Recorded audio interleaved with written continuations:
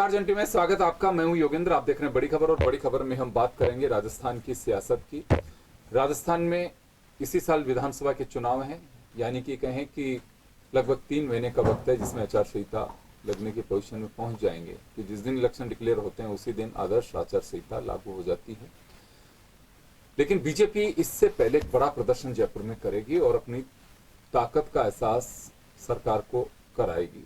ये बीजेपी का दावा है। लगभग 5 लाख लोगों की भीड़ का दावा किया जा रहा है जो जुलाई के आखिरी सप्ताह में बीजेपी एक बड़ा प्रदर्शन करने के जरिए यहां जुटाएगी। उससे पहले बीकानेर में पशुपालकों के साथ लंपी बीमारी के दौरान उनका जो पशुधन चला गया, यानी कि उसकी हानि हुई है, उसकी भरपाई के लिए सरकार को जगाएंगे और हल्ला बोल आंदोलन करेंगे। ये भाजपा का दावा है। खैर, दूसरी तरफ राहत कैंप के जरिए कांग्रेस उत्साहित है। कांग्रेस का ये मानना है, सरकार का मानना है कि राहत कैंप के जरिए सीधा जुड़ाव पब्लिक से हो रहा है। जो राहत जनता दे रही है, को मिल रही है, वो सरकार का थैंक्स दे रहे हैं और सीधा आम पब्लिक से जुड़ाव हो रहा है। मुख्यमंत्री स्वयं जा रहे हैं, काफी जिलों में जा चुके हैं, कुछ जिलों में और अभी उनके दौरे जारी हैं। तो चले हम चर्चा शुरू करेंगे कि आंदोलन पहले भी किए बीजेपी ने, धरने प्रदर्शन भी किए, लेकिन जुलाई में क्या खास है जिसे चुना गया है। मुझे जो लगता है कि विधानसभा का एक सत्र 4-5 दिन का होना है जिसकी सुगबुगाहट है, वो शायद जुलाई आखिर में होगा। तो बीजेपी एक कारण, क्योंकि बीजेपी ने डेट ने अनाउंस की है, बीजेपी ने कहा है कि जुलाई के आखिर में हम बड़ा प्रदर्शन करेंगे। चलिए आशीष जी, क्या लगता है अभी तक जो प्रदर्शन हो रहे थे नाकाफी है? उनसे सरकार की नींद नहीं खुल पा रही, तो अब कैसे जगा देंगे? देखिए योगेंद्र जी, अभी आपने जब बोला था अपना रिमार्क में, तो कहा था कि अब चुनाव की घोषणा कभी भी हो सकती है। अगर हम 2018 की बात करें तो 2018 में 6 अक्टूबर को राजस्थान में चुनाव की अधिसूचना जारी हुई थी। तो लगभग हमारे पास 3.5 महीने का समय शेष है जब राजस्थान में चुनाव की गतिविधियां प्रारंभ हो जाएंगी। देखिए, बड़ा महत्वपूर्ण वर्ष है क्योंकि इस साल विधानसभा के चुनाव हैं, फिर 4 महीने बाद लोकसभा के चुनाव हैं। और जनता के मुद्दों को लेकर के ऐसा नहीं, भारतीय जनता पार्टी ने, अगर आप बात करें 2013 की बात कर लें, जब हम विपक्ष में थे, तब भी हमने एक बहुत बड़ी रैली यहाँ पे अमरूदों के बाग में की थी। जो हमारी यात्राएं हुई थी उसका समापन हुआ था, और एक बहुत विशाल रैली जिसमें हमारे बूथ स्तर तक के कार्यकर्ताओं को हमने बुलाया था। राजस्थान में अगर हम बात करें तो मोटे मोटे तौर पर 50,000 बूथ हैं, 51,000 बूथ हैं, और हमारे बूथों की अगर बात करें, समितियां हैं, उसके कार्यकर्ता निश्चित रूप से बड़े आतुर रहते हैं कि वो ऐसे प्रदर्शनों में जाएं। तो भारतीय जनता पार्टी बहुत विराट रूप से इस प्रदर्शन को करेगी, इसमें कोई संशय है नहीं, और उसकी आवश्यकता भी है। जिस तरह से ये सरकार चल रही है, जिस तरह से सरकार ने, आप देखिए, इस तरह से जनता में इस सरकार को लेकर के जो धारणा बनी है कि जनता, ये जो सरकार है योगेंद्र जी, अभी तक की भ्रष्टतम सरकार है, न भूतो न भविष्यति वाली सरकार है। जिस तरह से हर मंत्रियों पर करोड़ों के आरोप लग रहे हैं और मुख्यमंत्री जी कोई कार्रवाई कर नहीं रहे हैं। भैया, आपका विधायक बोल रहा है, आपके मंत्री बोल रहे हैं, लेकिन मुख्यमंत्री जी को कार्रवाई कर नहीं रहे हैं। तो सरकार को कैसे जगाया जाए, इसको लेकर के भारतीय जनता पार्टी प्रदर्शन करेगी। और जहां तक आपने बात की योगेंद्र जी की बीकानेर संभाग में, तो देखिए, अभी मुख्यमंत्री जी ने थोड़े दिन पहले 178 करोड़ रुपए जो पशुपालक हैं उनके खातों में डाले हैं। और सारा राजस्थान जानता है कि राजस्थान के अंदर योगेंद्र जी लगभग 10 लाख से ऊपर पशुधन की हानि हुई है। नहीं। मुख्यमंत्री जी ने 41,000 के हिसाब से डाले। 10 लाख कुछ का ये कहा जाए कि लंपी से प्रभावित रहा पशुधन। उसमें आपकी पार्टी का ये दावा है कि 5 लाख कुछ हजार सरपंच संघ ने उन्हें आंकड़े दिए हैं। विधानसभा के अंदर बात आई तो उसमें लगभग 90,000 की बात आई, 78,000, 90,000 ऐसे कुछ। जी, मुख्यमंत्री जी ने जो दिया है वो केवल एक पशु के लिए दिया है। मतलब आप ये मान के चल रहे हैं कि किसी भी किसान की 2 पशुओं की हानि नहीं हुई है। अभी राहत कैंप की आप बात कर रहे थे योगेंद्र जी, आपने कहा कि राहत कैंप में जो है ये रजिस्ट्रेशन करा रहे हैं, इसमें इन्होंने अभी बीमा भी कराया, पशुओं का बीमा कराया, आपकी जानकारी में होगा। अभी कल खबर आई है कि महंगाई राहत शिविर में पशुओं का करवाया था बीमा, मृत्यु हो गई, लेकिन सरकार मना कर रही, बोला कि आपका रजिस्ट्रेशन तो कर दिया है लेकिन ये लागू होगा अगस्त से। तो मतलब ये सरकार लगातार किसानों के साथ, जब से ये बनी है, ये सरकार बनी थी झूठे झांसे को लेकर के। इन्होंने झूठे झांसे दिए किसानों को, इन्होंने झूठे झांसे दिए राजस्थान के युवाओं को, बेरोजगारों को, और वो झांसे देने का काम समाप्त नहीं हो रहा है योगेंद्र जी। किसानों से संपूर्ण कर्ज माफी की बात की थी, संपूर्ण कर्जा माफ नहीं हुआ। 10 दिन क्या 4.5 साल हो चुके हैं, लेकिन किसान जो है खून के आंसू रो रहा है कि भाई उसका कर्जा अभी तक माफ नहीं हुआ है। युवाओं को जो बेरोजगारी भत्ता था वो मिल नहीं रहा है। मुख्यमंत्री जी ने 4.25 लाख सरकारी घोषणा कर रखी है विधानसभा के पटल पर। जन घोषणा पत्र की बात नहीं कर रहा हूं मैं योगेंद्र जी, विधानसभा के पटल पर जो 5 बजट हुए हैं मुख्यमंत्री जी के तीसरे कार्यकाल में, उन्होंने मुख्यमंत्री जी ने टोटल 4.25 लाख लोगों को सरकारी नौकरी की घोषणा की है और दी इन्होंने मात्र 1 लाख के आसपास है और सबके लिए बोल रखा कि प्रक्रियाधीन है। तो बहुत सारे ऐसे मुद्दे हैं जिनको लेकर के राजस्थान की जनता व्यथित है, सरकार के खिलाफ भारी आक्रोश है। तो भारतीय जनता पार्टी निश्चित रूप से बहुत बड़ा प्रदर्शन जयपुर में करने जा रही है। लीजिए साहब, आप इधर राहत कैंप में बिजी हैं, बीजेपी आपको घेरने के लिए पूरी प्लानिंग कर रही है और वक्त तय कर दिया है, डेट अनाउंस करनी है। एक हल्ला बोल जो करेंगे बीकानेर में, उसका तो डेट भी तय है, वो 2 जिलों को लेकर के करेंगे। लेकिन राजस्थान में 5 जुलाई के आखिरी सप्ताह में एक बड़ा आंदोलन बीजेपी खड़ा कर सकती है और उसको लेकर के कहना है कि 5 लाख की भीड़ हम जयपुर में जुटाएंगे। योगेंद्र जी, हमारी शुभकामनाएं भारतीय जनता पार्टी को कि वो 5 लाख बोलना तो सीख गए और 5 लाख की भीड़ जुटाने का वो प्रयास करें। 8-9 मुख्यमंत्री जी के चेहरे जो राजस्थान में घूम रहे हैं, पहले वो तय कर लें कि किसके नेतृत्व में वहां भीड़ इकट्ठी होगी और कौन वहां भीड़ लेकर आएगा। अभी जो 4 दिन पहले इन्होंने यहाँ जयपुर में प्रदर्शन किया था, इन्होंने कहा था 30-40 हजार लोग आएंगे, 1500 से 2000 के आसपास की संख्या सीमित रह गई। लेकिन बीजेपी के नेतृत्व, बीजेपी के प्रदेश अध्यक्ष नेतृत्व करेंगे उनका। मुख्यमंत्री के चेहरे के लिए लेकर के जो उनकी जो भीड़ का जो संशय बना रहता है भारतीय जनता पार्टी में, योगेंद्र जी, अंदर खाने में इतनी लड़ाई चल रही है कि ये ध्यान तो देते हैं कांग्रेस की ओर और झगड़ा करते हैं अंदर। इनमें तय नहीं कर पा रहा है कि वसुंधरा जी का हम क्या करें, भूपेंद्र यादव जी का हम क्या करें, ओम माथुर जी का हम क्या करें, आदरणीय महामहिम साहब को तो आपने आसाम भेज दिया। तो ये तय नहीं कर पा रहे हैं कि हम किसके नेतृत्व में भीड़ को बुलाएं। और योगेंद्र जी, भीड़ तब आती है जब भीड़ का सहयोग करते हैं। अशोक गहलोत जी पिछले 5 साल से राजस्थान की जनता की सेवा करने के लिए लगातार तत्पर हो रहे हैं, सेवा कर रहे हैं। महंगाई राजस्थान, केंद्र की सरकार हम राजस्थान की जनता को लाभ नहीं दे पा रही है। गब्बर सिंह टैक्स लगा रखा है, पेट्रोल डीजल के दाम बढ़ा रखे हैं, महंगाई की बात कर रखी है, नहीं सहेंगे महंगाई की मार। अब की बार मोदी सरकार, वो कहां चले गई मोदी सरकार, अता पता नहीं है। इसलिए राजस्थान की जनता की हम बेहतर सेवा कर रहे हैं। महंगाई के जो हमारे राहत शिविर चल रहे हैं उनमें हम लोगों की सेवा करने का प्रयास कर रहे हैं। 10 हमने जो प्रमुख स्कीम है उनमें राजस्थान की सेवा कर लगातार हम कर रहे हैं। तो भारतीय जनता पार्टी जब लोगों का साथ नहीं दे रही है और जनता जब उसमें आएगी नहीं, तो मैं इनसे पूछना चाहता हूं कि 5 लाख लोग लाओगे कहां से? इतनी बसें तो गुजरात से भी नहीं आ पाएगी, इतनी बसें तो हरियाणा से भी नहीं आ पाएगी। तो गुजरात और हरियाणा को भी यहां लेकर आ जाओगे आम आदमी पार्टी की तरह, जो गंगानगर में भी 2 दिन पहले आए थे। तो मैं कहना चाहता हूं 5 लाख बोलना तो आसान है, लेकिन 5 लाख लोग लाओगे कहां से, ये पहले तय कर लो। और फिर भी हमारी शुभकामनाएं है, अमृतों का बाग खाली पड़ा है, पूरा विद्यानगर खाली पड़ा, आइए, डॉम लगाइए, टेंट लगाइए, लेकिन राजस्थान के हित में कुछ तो बोलिए। अगर कांग्रेस की सरकार कोई गलत काम कर रही है तो आओ साथ दो, हमारा कोई कमी बेसी है तो बताओ, हम उसमें सुधार करेंगे। अभी राजस्थान में आपदा चल रही है, उस पर भी आप राजनीति करने से पीछे नहीं आ रहे। अशोक गहलोत जी ने कहा घर डूब गए, लेकिन राजस्थान के लोगों की उम्मीदें नहीं डूबने दूंगा। चलिए अनिल, आपके पास मैं आना चाहूंगा। हालांकि मुझे तो कोई आश्चर्य नहीं लगता है कि बीजेपी प्रदर्शन करेगी या दिल्ली में अगर कोई कांग्रेस या विपक्षी दलों का प्रदर्शन हो सकता है, बड़ी सभाएं हो सकती हैं, तो कहीं इसमें ये तो होना ही है, कोई आश्चर्य नहीं है इसमें, क्योंकि चुनावी साल है और चुनावी साल होते हैं तो अपने अंदाज से अपने तेवर तीखे करने के लिए, सरकार पे प्रेशर बनाने के लिए राजनीतिक दल करते हैं। बीजेपी की अभी जो हल्ला बोल, आक्रोश रैलियां, जन आक्रोश सभाएं, ये सब कुछ चल रहा है, इसका समापन माने या फिर इसके बाद भी कोई गारंटी नहीं है कि एक बड़ा आंदोलन या बड़ी धरना प्रदर्शन का दावा और कर सकती है बीजेपी? देखिए, बिल्कुल होंगे और इसकी रणनीति भी बनेगी। भारतीय जनता पार्टी ने कुछ चेंज जरूर यहाँ पर किया है जी। सरकार लाभार्थियों को सम्मानित कर रही है और एक मैसेज जनता के बीच में देना चाहती है कि हाँ, उन्होंने जो योजना शुरू की थी, ये लाभ देखिए किसानों को कितना लाभ मिला। हाल ही में हमने देखा था किसान महोत्सव मनाया गया, जिसमें 50,000 किसान के आने का दावा वहाँ पर किया गया था। और ये दावा की सरकार ने जो योजनाएं शुरू की, चाहे बीमा योजना हो, चाहे पशुधन वाली जो गोवंश की लंबी बीमारी से मौत हो गई हो, उनको राहत देने की बात हो, एक क्लिक के जरिए उनको तमाम 41,000 के करीब जो पशुधन जो रखने वाले थे, जिनका पशुधन नुकसान हो गया था लंपी से, उनको बजट भी दिया गया, उनको मुआवजा भी वहाँ पर दिया गया। एक मैसेज देने की कोशिश सरकार ने की।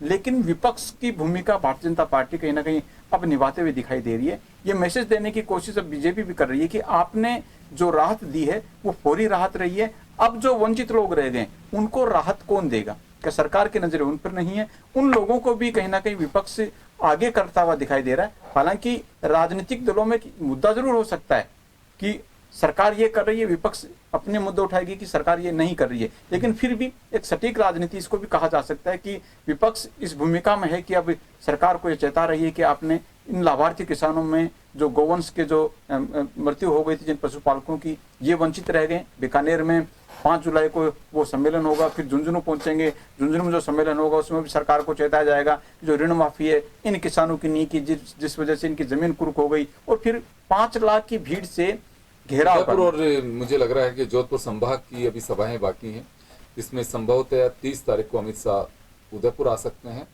और उसके बाद में राहत कैंप का जवाब कहूं इसे मैं, देखिए बिल्कुल सरकार राहत कैंप के जरिए राहत का मैसेज दे रही है, लेकिन बीजेपी इसको फौरी राहत करार दे रही है और ये कह रही कि जिस तरह से जनता के ऊपर योजनाओं का आप जो मालामाल करने की बात कह रहे हैं वो शायद नहीं हो पाया है। यही विपक्ष कहना कि अपना मुद्दा उठा रही है। लेकिन हाँ, आने वाले राजस्थान के मिशन 2023 में अब यहाँ से कहा जा सकता है कि जो लड़ाई है वो कहीं ना कहीं तेज होती हुई दिखाई देगी। सम्मेलनों के जरिए हम देखेंगे, सड़क पर जो आंदोलन होगा उनके जरिए, और दिल्ली के नेताओं के दौरे वैसे शुरू हो गए, लेकिन अब जुलाई महीने से देखने को मिलेगा कि आला नेताओं के दौरे जो हैं वो ताबड़तोड़ होंगे, और फिर विधानसभा चुनाव का जब रण शुरू होगा तो कहा जा सकता है कि जो बयान है वो भी कहीं ना कहीं तीर से निकलेंगे, और उसके साथ साथ जो सम्मेलन, बड़े जनसभाएं वो भी यहाँ पर आयोजित होंगी। अनिल, एक वैसे कैलेंडर की तरह हम बता सकते हैं जनता को, हमारे दर्शकों को भी, कि जुलाई के बाद में यानी कि अगस्त कुछ त्योहार शुरू होंगे और उसके साथ ही राजनीतिक दल अपनी कवायद में लग जाएंगे। अब मुद्दों की कवायद नहीं बचेगी जुलाई के बाद में, उसके बाद में टिकटों की, अपने एजेंडे की, किस तरह से हमें काम करना है, क्योंकि पार्टियों को अगस्त और सितंबर 2 महीने का वक्त मिलेगा जिसके अंदर मुझे लगती है वो धरातली एक्सरसाइज करेंगे, अपनी पार्टी के कार्यकर्ताओं को संबोधन चलेगा, उसके बाद में छोटी छोटी सभाएं या जो भी कुछ कर सकते हैं। लेकिन जैसे ही इलेक्शन अनाउंस होंगे और जब सभाएं होंगी, फिर जिन्हें हम चुनावी सभा कहते हैं, वो फिर उन पे फोकस किया जाएगा और वहीं से फिर निचोड़ निकल पाएगा। तो जुलाई में मुझे लगता है कि एक बड़ा प्रदर्शन जो करना चाह रही है बीजेपी, खैर इच्छा होती है कि उससे बड़ा भी प्रदर्शन किया जा सकता है। तो आशीष, ये मान सकते हैं कि जुलाई में एक सरकार को चेताने के लिए एक बड़ा प्रदर्शन इसे कहेंगे, या उसके बाद में भी, जो मैं एक कैलेंडर की तरह देख रहा हूं कि जुलाई के बाद में हर राजनीतिक दल अपने विधानसभा क्षेत्रों के अंदर वो फोकस करता है कि टिकट के चेहरे कौन होंगे, क्या कवायद की, क्योंकि सबसे बड़ा काम वही है जिस चेहरे को लेकर के हम आगे बढ़ने की कोशिश करते हैं, वोट उन्हीं पे पड़ता है, सिंबल जिन्हें थमाया जाता है वो पार्टी का फेस बनेगा, उसको लेकर के कवायद चली जाएगी। तो जुलाई में एक बड़ा आंदोलन है, वो आखिरी आंदोलन कहूं मैं इसे, या ये जारी रहेगा? योगेंद्र जी, ऐसा नहीं है।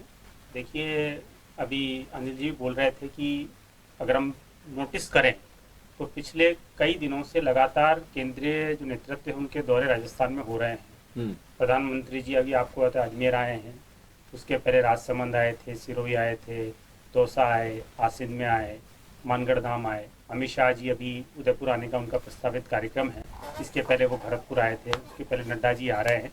तो हमारे जो राजनाथ सिंह जी का दौरा रहता है, नितिन गडकरी जी का दौरा रहता है, तो हमारा जो पूरा केंद्रीय नेतृत्व है वो लगातार, देखिए 2 चीज़ें हैं, तो चुनाव भी हैं और जो सरकार है उसके कई लोकार्पण कार्यक्रम होते हैं, कई शिलान्यास कार्यक्रम होते हैं, ये चलते रहते हैं। और ऐसा नहीं केवल राजस्थान में हो रहे हैं, उन राज्यों में भी हमारा केंद्र नेतृत्व जा रहा है जहाँ चुनाव नहीं हो रहे हैं, जहाँ चुनाव अभी समाप्त हुए हैं, लेकिन बहुत टाइम है होने में। कार्यक्रमों के तो इसमें कोई संदेह नहीं है। मैं तो खुद भी कहता हूँ कि बीजेपी, देखिए, हम भारतीय जनता पार्टी हमेशा जो है जनता से लगातार सतत संवाद करना, कार्यकर्ताओं से मिलना, उनको मार्गदर्शन देना। देखिए, बड़ी जो घेराव की बात कर रहे हैं अभी, देखिए निश्चित रूप से ये कोई आखिरी होगा ऐसा नहीं है, और ये ऐसा नहीं कि ये पहली बार हो रहा है। देखिए, मैंने आपको बताया ना कि 2013 में भी हमने किया था, सर इसमें आश्चर्य नहीं लग रहा। और देखिए योगेंद्र जी, मैं 2018 में भी किया था, 2018 में भी याद हो तो हमारा लाभार्थी संवाद हुआ था, इस अमरूदों के बाग में हुआ था, जुलाई के माह में हुआ था, जिसमें प्रधानमंत्री जी आए थे। बिल्कुल हुआ। तो ऐसा नहीं, भारतीय जनता पार्टी तो वो पार्टी है जो अपना रिपोर्ट कार्ड जनता के सामने पेश करती है जब सरकार में होती है, और जब विपक्ष में होती है तो हम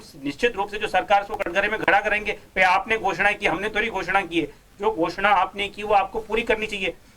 स्थिति यह है योगेंद्र जी सरकार की कि जन घोषणा पत्र को तो आप एक तरफ साइड में रख दीजिए, उसकी तो कोई ऐसी मान्यता नहीं होती कि सरकार पे ऐसा कोई संवैधानिक बाध्यता हो कि सरकार उसको पूरा करेगी। लेकिन जो आपने विधानसभा में बजट सत्र में घोषणाएं की है, उस पे सरकार की प्रतिबद्धता होनी चाहिए। ऐसी बहुत सारी बड़ी बड़ी घोषणाएं जिसको लेकर के सरकार ने पूरा नहीं किया। मैंने अभी आपको बताया कि जो मुख्यमंत्री जी ने जो घोषणाएं की कि हम इतने लोगों को रोजगार देंगे, वो मुख्यमंत्री जी ने पूरा नहीं किया। 1,33,00,000 महिलाओं को इन्होंने मोबाइल का वादा किया था, वो पता नहीं वो घोषणा किस स्तर पे चल रही है, ये पता नहीं। पहले तो कहा कि साहब इतने नहीं 40 लाख को देंगे, अब कह रहे हैं कि नहीं आप खरीद लो, हम उसका जो है पैसा का पुनर्भरण कर देंगे, उसका पता नहीं क्या चल रहा है। वो खाद्य सामग्री के पैकेट मिल रहे थे, वो मुख्यमंत्री जी ने बजट में घोषणा की थी, अन्नपूर्णा जो पैकेट मिल रहे थे उसका कुछ अता पता नहीं है। वो तमाम जो इनके स्टेट हाईवेज थे, बनने थे, 2-2, 3-3 साल हो गए थे, अभी तो पूरे हो जाने चाहिए थे, वो नहीं हुए हैं। इनके कॉलेजों की भवन की बिल्डिंग नहीं बनी है, इनके अंबेडकर भवन नहीं बने हैं, स्कूलों में टीचर नहीं है, चिकित्सा आप हेल्थ में इन्होंने राइट टू हेल्थ लागू किया। आप पता कीजिए राइट टू हेल्थ के अंदर कितने आपके हॉस्पिटल कवर हो रहे हैं। 99% ऑफ द प्राइवेट हॉस्पिटल्स तो इनके राइट टू हेल्थ में कवर ही नहीं हो रहे हैं। तो भैया आप किस मुद्दे पर चुनाव लड़ेंगे? मैं तो कांग्रेस से पूछता हूँ कि भाई आप एक मुद्दा लेके जाइए कि हम जनता में हमने ये अच्छा काम किया, कि हमने हेल्थ में अच्छा काम किया, हमने एजुकेशन में अच्छा आपको लग रहा है कहीं काम नहीं हुआ? देखिए ऐसा है योगेंद्र जी, गुजरात में हुआ काम, ऐसा हरियाणा में हुआ काम कि सरकारें रहती है कुछ काम नहीं करती, ये तो गलत होता है। निश्चित रूप से अगर सरकार रहती चलो माना तो सही है आपने, तो करती है ना, कुछ तो करेगी। अब बताओ अगर आपके मंत्री इतना भ्रष्टाचार कर रहे हैं तो दिखाने के लिए कुछ काम तो उनको करना ही पड़ेगा ना, ये तो फैक्ट है। देखिए ये तो मैं नहीं कहता कि कुछ काम नहीं करना, देखो ये तो गलत होता है। अगर कोई भी सरकार है तो कुछ ना कुछ तो करती है, लेकिन वो नहीं किया जो होना चाहिए, जो भारतीय जनता पार्टी चाहती थी वो नहीं हुआ। हाल किया है, मतलब आपने ऐसा कोई डिपार्टमेंट नहीं है जिसमें आपने भ्रष्टाचार नहीं किया हो। अरे भाई हमको तो छोड़िए, हम भारतीय जनता पार्टी तो योगेंद्र जी सरकार को लेकर के घेराव कर रही है, हम स्टेटमेंट भी जारी करते हैं, हम प्रेस कॉन्फ्रेंस भी करते हैं, हम जनता के बीच में भी जा रहे हैं, हम जन घेराव भी कर रहे हैं, हम जन आक्रोश रैलियां भी कर रहे हैं, वो अलग पॉइंट है। लेकिन इस सरकार के मुखिया को, अशोक गहलोत जी को, एटलीस्ट वो जो कांग्रेस के विधायक हैं, जो कांग्रेस के मंत्री है, जो जिस तरह की भाषा बोल रहे हैं, जिस तरह से मुख्यमंत्री जी को पत्र लिख रहे हैं, भाई भरत सिंह जी इनके विधायक हैं या नहीं मुझे बताइए योगेंद्र जी, आप इनके विधायक हैं, पूर्व मंत्री रहे हुए हैं, वो मुख्यमंत्री जी को 50 से अधिक पत्र लिख चुके हैं और वो कह रहे हैं कि मुख्यमंत्री जी ये जो भ्रष्टाचार को संरक्षण दे रहा है, इस व्यक्ति को क्यों संरक्षण दे रहे हो जो भ्रष्टाचार की गंगोत्री है। वो कह रहे हैं कि भाया रे भाया तूने खूब खाया, ये बोल रहे हैं। राम नारायण मीणा जी वरिष्ठ विधायक हैं या नहीं, मुझे बताइए, वरिष्ठ विधायक है सांगोस से, पूर्व विधानसभा उपाध्यक्ष रहे, सांसद रहे, मुख्यमंत्री जी से कह रहे हैं कि मुख्यमंत्री जी आपकी क्या मजबूरी है कि आप उन मंत्रियों पर कार्रवाई नहीं कर रहे जो सिर से लेकर के जो पैर तक पूरी तरह से भ्रष्ट है। इनका मंत्री राजेंद्र गुड़ा, योगेंद्र जी सरकार में मंत्री और आपदा राहत मंत्री है, वो कह रहा है कि हमारी सरकार ने करप्शन के सारे रिकॉर्ड तोड़ दिए हैं। दिव्या मदेरणा जिनकी विधायक है, वो जलदाय मंत्री पर आरोप लगा रही है। भाई हम तो लगा ही रहे, हम तो कह रहे हैं कि भाई आपने जो जल जीवन मिशन है उसमें घोटाला किया है, लेकिन जो आपके विधायक कह रहे हैं उनको तो उत्तर दीजिए, हमको तो उत्तर बाद में दे देना, जनता इसका जवाब मांगेगी। राजकुमार जी आपके पास आना चाहूंगा। खैर देखिए, कोई आश्चर्य नहीं हो रहा, क्योंकि ये मैं वर्षों से देखता आ रहा हूँ कि चुनावी साल में इसी तरह से कवायद चलती है, एक दूसरे आमने सामने होते हैं और जो सत्ता में बैठा होता है थोड़ा डिफेंसिव होता है, अपोजिशन में होता है वो थोड़ा अग्रेसिव होता है, लेकिन फिर हालात बदल जाते हैं, फिर वो डिफेंसिव होते हैं, आप दूसरी पार्टी है वो एग्रेसिव हो जाती है, तो कोई बहुत बड़ी बात नहीं है। लेकिन बीजेपी का कहना है कि हम चैन से बैठने नहीं देंगे। अभी 5 लाख का अगर आप सोच के चल रहे हैं कि प्रदर्शन वो आखिरी होगा, बिल्कुल भी ऐसा नहीं है। बिल्कुल भारतीय जनता पार्टी कांग्रेस को चैन से नहीं बैठने देगी, ये बिल्कुल सही कह रहे हैं। इनका अभी जो जुलाई में प्रदर्शन होगा वो 5 लाख का होगा और उसके बाद लगातार जब तक चुनाव आएंगे तब तक ये प्रदर्शन करते रहेंगे और 2023 में जब हम रिपीट हो जाएंगे उसके बाद ये लगातार 5-5, 7-7 लाख के प्रदर्शन करते रहेंगे। हमारी शुभकामनाएं भारतीय जनता पार्टी को। मैं कहता हूं आशीष जी, जिनके घर शीशे के होते हैं दूसरे घर पत्थर नहीं फेंका करते, अपना घर संभाल लीजिए। चुनाव आ गए, अब तो आदरणीय मोदी साहब को कह दीजिए, अमित शाह जी को कह दीजिए कि एक ढंग की मीटिंग दिल्ली में बुला लो और हम 8-10 को बैठा करके और एक पंचायती सेट कर दो, एक कोर कमेटी तय कर दो कि इनके नेतृत्व में चुनाव लड़ना जाएगा। वरना ये 5-5, 7-7 लाख की जो भीड़ के आप सपने देख रहे हो ना, मुंगली डाल के सपने मुख्यमंत्री की तरह देखते रह जाओगे और राजस्थान की जनता फिर आपकी वोट से आपका सुपड़ा साफ कर देगी 2023 में। और कुछ महीने के बाद आपके लोकसभा के चुनाव आएंगे। 25 के 25 सांसद दिए थे। राजस्थान की जनता बहुत ईमानदार है, बहुत स्टडी करती है, बहुत पढ़ी लिखी, बहुत समझदार है। 25 के 25 सांसद देने के बाद आप लोग राजस्थान में कुछ कर नहीं पा रहे हो। अशोक गहलोत जी इतने सज्जन इंसान है, राजस्थान राजस्थान की सेवा कठिन परिस्थितियों में कर रहे हैं, उनका आप साथ नहीं दे पा रहे हो। हमारे लोकसभा के अध्यक्ष वहां बैठे हुए, हमारे उपराष्ट्रपति महोदय वहां बैठे हुए, हमारे राज्यपाल महोदय वहां बैठे हुए, केंद्रीय मंत्री हमने वहां दिए हुए आपको। तो इतने बड़े बड़े लोग राजस्थान से, राजस्थान की जनता ने आपको वहां भेजे हुए, तो राजस्थान की सरकार की मदद करो, और कोई गलती कर रहे उसमें सुधार करो। वो करने की बजाय आप उसमें राजनीति करना चाहते हो। कभी आप आपदा में राजनीति करते हो। अगर राजनीति करनी है तो हिंदुस्तान की बेटियों के लिए कुछ तो बोल दो। 2 महीने हो गए, 50-60 दिन हो गए, हिंदुस्तान की बेटियां तरस रही है, प्रधानमंत्री से एक मुंह नहीं बोला जा रहा है, और आप राम भक्त बनते हो अपने आप को। एक फिल्म जो पिछले 5-7 दिन से राजस्थान में, हिंदुस्तान में तांडव मचा रही है, आपसे उस पर रोकनी लगाई जा रही है। कांग्रेस पार्टी मांग करती है हिंदुस्तान की बेटियों के लिए बोलिए, और जिसने वो पिक्चर बनाई है उसको अरेस्ट करिए और संसद बोर्ड को सस्पेंड करिए। ऐसी मांग हम कर रहे हैं। आप ऐसी बातों में तो बोलते नहीं हो, बार बार आते हो। पेट्रोल की बात मैं कह रहा हूं, 500 रुपए का सिलेंडर दिया है, पूरे हिंदुस्तान में लागू करो ना। 25 लाख रुपए का हमने बीमा किया है, आप भी लागू करो ना। ERCP पे आपसे बोला नहीं आता है, बाड़मेर की रिफाइनरी पे आपसे बोला नहीं आता है। 8 रुपए का इंदिरा गांधी भोजन है, करके आइए, पता चलेगा कितना शानदार भोजन मिल रहा है। अस्पताल की आप बात करते हो, हमारे हेल्थ की आप बात करते हो, इतनी शानदार हेल्थ की स्कीम है हिंदुस्तान में, तारीफ हो रही है उसकी, वो आपसे करी नहीं जा रही है। हमने जानवरों के टेस्ट फ्री कर दिए, जानवरों की दवाइयां फ्री कर दी, हम जानवरों की जो बीमारी है उसमें हम उनका बीमा कर रहे हैं, उनको राहत देने का काम कर रहे हैं। वो आपसे अच्छा काम नहीं हो रहा है, और खाली कांग्रेस की बुराई करने के लिए आप बुराई करने का काम कर रहे हैं खाली। आप राजकुमार जी से प्रश्न पूछिए, ये कह रहे हैं कि भारतीय जनता पार्टी तो जो है कलेक्टिव लीडरशिप में चुनाव लड़ेगी। अरे भाई, राजस्थान में तो आपका मुख्यमंत्री है, आप बताइए आप किसके नेतृत्व में चुनाव लड़ेंगे, तो बता दीजिए आप। कांग्रेस का चुनाव चिन्ह हाथ होगा, राहुल गांधी जी, खड़गे जी, सोनिया गांधी जी, राहुल गांधी, प्रियंका गांधी जी के नेतृत्व में चुनाव होगा, और 2023 में भारतीय जनता पार्टी को फिर ठोकेंगे हम। प्रवक्ता इनको बोलते रहते हैं, लेकिन ये इस स्थिति में नहीं है, ये इस स्थिति में नहीं है कि ये घोषणा करें कि अशोक गहलोत के नेतृत्व में चुनाव लड़ेंगे। ये कांग्रेस के प्रवक्ता बोल रहे हैं, यहाँ पे देखिए आप। आशीष जी, मैं कह रहा हूँ हमारा चुनाव चिन्ह हाथ है, हाथ के नेतृत्व में यहाँ चुनाव लड़ा जाता है, और सारे के सारे मिलकर के चुनाव लड़ेंगे, और भारतीय जनता पार्टी को 2023 में वोट भटकने देंगे। मैं कह रहा हूं, खड़गे साहब के नेतृत्व में, सोनिया जी के नेतृत्व में, प्रियंका जी, राहुल जी, रंधावा जी, वेणुगोपाल जी, पायलट साहब, गहलोत साहब, हमारे डोटासा जी, ब्लॉक अध्यक्ष, वार्ड अध्यक्ष, मंडल अध्यक्ष, जिला अध्यक्ष, सबके नेतृत्व में हम चुनाव लड़ेंगे, और भारतीय जनता पार्टी को 2023 में फिर भटकने देंगे। ये नाम तो मैं भी गिना सकता हूँ, जितने गिनाइए ना, गिनाइए ना। आप तो तय नहीं कर पा रहे हो। कोई कहता पूनिया जी का नाम बदलो, कोई कह रहा जोशी साहब का नाम बदलो, कोई कह रहा राठौड़ साहब का नाम बदलो, और सुनो, वसुंधरा जी का तो नाम कोई मत लो। ऐसी परंपरा आपके यहाँ चल रही है, हमारे ऐसी कोई परंपरा नहीं है। हम लोग सामूहिक नेतृत्व में चुनाव लड़ेंगे, और भारतीय जनता पार्टी को 2023 में पहले से बेहतर भटक नहीं देंगे। खैर चलिए, ये भी जल्दी आप लोगों के सामने लेकर के आएंगे कि पार्टियां नेतृत्व कैसा कर पाती हैं। जब आपके पास में चेहरा को ठीक दिखता है, वो लगता है इस पर दाव खेलेंगे, तो तुरंत कर देते हैं कि हमने तो दूल्हा बना दिया, और कहीं लगता है संदेह है तो नहीं, सामूहिक नेतृत्व में चुनाव लड़ते, हमारे यहाँ परंपरा ही नहीं है। दोनों ही तरह की बातें होती हैं, और हर राजनीतिक दल की ओर से ही जवाब भी आता है। चलिए, मैं माफी चाहूंगा, समय का अभाव है, तो मैं रोकना चाहूंगा तमाम अतिथियों को, आपको, और बड़ी खबर में इतना ही। दीजिए इजाजत, नमस्कार।